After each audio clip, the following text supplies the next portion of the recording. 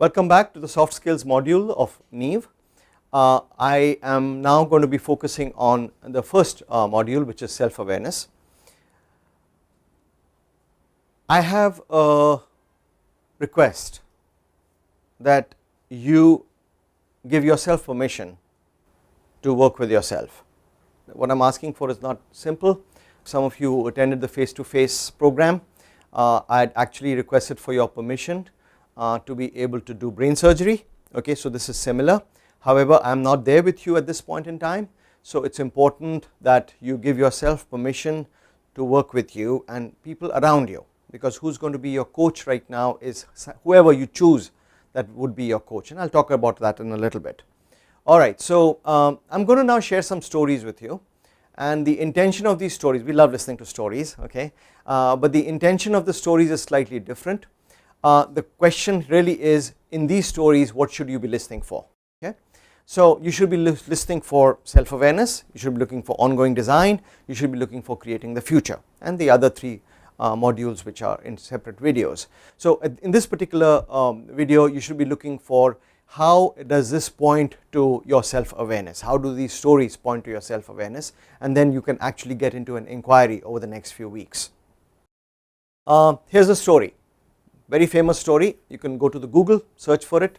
It is called the lamp post syndrome, where there is a person who is standing, evening time, it is a little dark, so he is standing under a lamp post looking for something, and he is looking for a while, and he has been looking for a while, and then his friend comes along and says, hey, what are you looking for? He says, I am looking for my key. So he says, okay, I will help you look for it.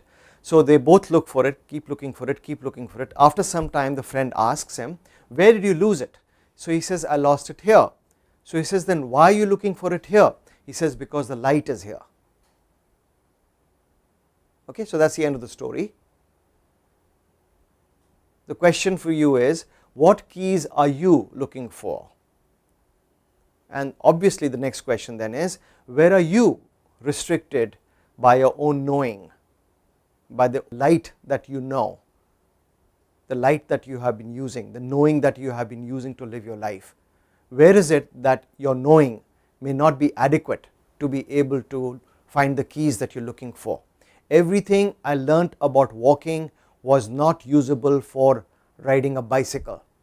I had to give a whole new permission to myself to be able to learn how to ride a bicycle, and then once I learnt how to ride a bicycle, that was available to me, as well as walking was available to me. So nothing got taken away, nothing got removed, it is just that we added a new dimension. It is the same thing with knowing. Once you absolutely get that knowing is something which is restricting you, you can begin to learn how to ride the bicycle and discover new ways of being able to deal with what you have been dealing with for a long time. So there are some places in your life where you may be experiencing being stuck. Okay, no matter how hard you try, no matter what you do, no solution seems visible. Some of you may have even given up on looking for a solution. We grow up that way, right? We become mature, we become experienced. We say experience ne humko sikhaya hai, okay, and therefore you stop dealing with what really is at the heart of the matter, and you actually wanted, to be able to break through in something. So the question then is, are you restricted by your own knowing? The answer could be yes, the answer could be no, but for the purpose of this exercise, try on that you and I as human beings are restricted by our own knowing.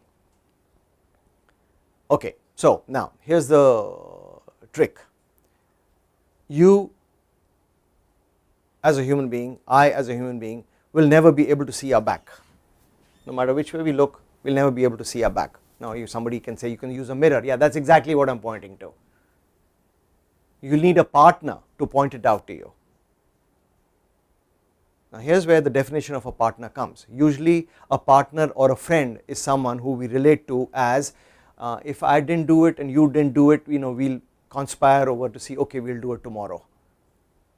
That is not what I am talking about. I am talking about a committed partner who you have given permission to point this out to you. See, as we grow older, we do not want people to tell us what is wrong with us, quote unquote.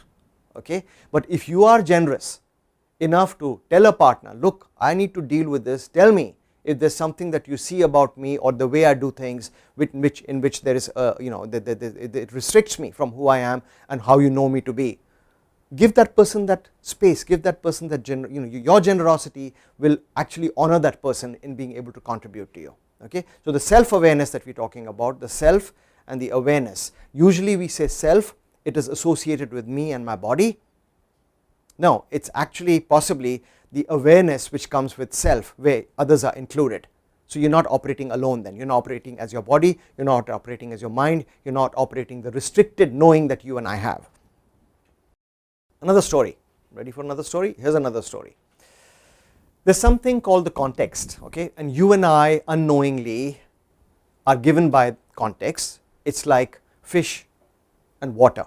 If you ask fish what is water, it will say water. What water? Okay, so you and I as human beings are given by a certain context and we are not even aware that we are given by that context. Okay, so here is an example of let us say culturally. Okay, for example, I will give two examples. There is a hall which is completely empty, no chairs, just a carpet, and a person comes from the Western world and he or she is asked to sit down, and the person says, where do I sit? Because they do not see a chair. Okay, they do not see a chair, so they say, where do I sit? Whereas a Japanese person comes in and they ask the person to sit down and he says, where should I sit down? Because there is so much space on the carpet, he can sit anywhere. Okay, so just the same room, the same carpet, the same question, same invitation to sit down, and two different people from two different cultures respond very differently.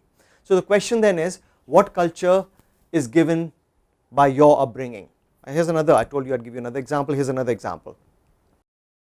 In Western world, in the US for example, if by the time 17, 18 and you do not have a boyfriend or if you do not have a girlfriend, it is considered to be something is wrong with you.